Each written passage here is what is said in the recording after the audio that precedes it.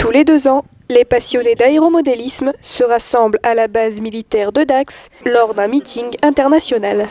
C'est un meeting qui s'est préparé sur 2 jours en fait, donc avec des grands modèles, de belles machines qui sont venues de toute l'Europe. On est sur une vraie base militaire avec les contraintes que ça engendre. C'est un travail d'équipe, la base militaire avec nous, l'aéroclub, pour nous voilà, on arrive à se débrouiller, à créer ça en fait, tout simplement. Cette année, une centaine de machines et une soixantaine de pilotes étaient au rendez-vous. Seuls ou à plusieurs, tour à tour, les avions et autres engins se sont envolés devant le public. J'ai été invité en 2011 déjà, mais j'étais non pas nouveau modéliste, mais nouveau dans la cour des grands, j'ai envie de dire. Et cette année, je m'étais dit, Dax, on va le faire, on va y aller, on va y aller en force, quoi. On va parler du Fokker, puisque c'est pour ça que j'ai le micro en main, j'imagine. C'est une machine mythique, c'est la guerre 14-18, c'est le baron Van Richthofen. Et puis, je dois dire aussi que le Fokker, une des plus grosses machines du moment ici, je ne l'ai pas construite moi-même, contrairement à pas mal de gens. Il y a plein de gens qui ont beaucoup de mérite que nous, beaucoup plus de mérite que nous. On est venu à Dax pour le plaisir de rencontrer les copains, parce que c'est un club aussi qui, de longue date, sait recevoir.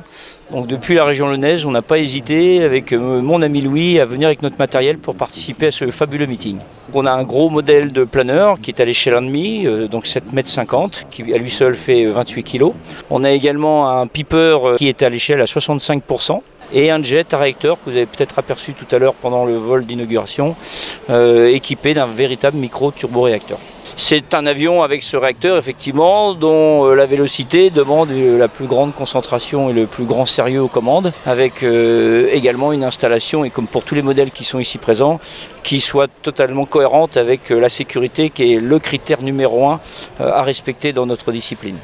En effet, si ces gros jouets peuvent tenter, tout le monde ne peut pas les piloter. L'aéromodélisme reste un loisir très réglementé. C'est quand même un très gros investissement, quoi. Il faut vraiment que les gens soient passionnés parce que c'est soumis à la DGAC. On ne met pas un appareil de 100-150 kg en l'air aussi facilement qu'on mettrait un petit appareil de 5-6 kg. Voyez, c'est pour ça qu'on passe sous une licence FFAM, donc qui engendre une assurance, enfin un packaging en fait. Voilà.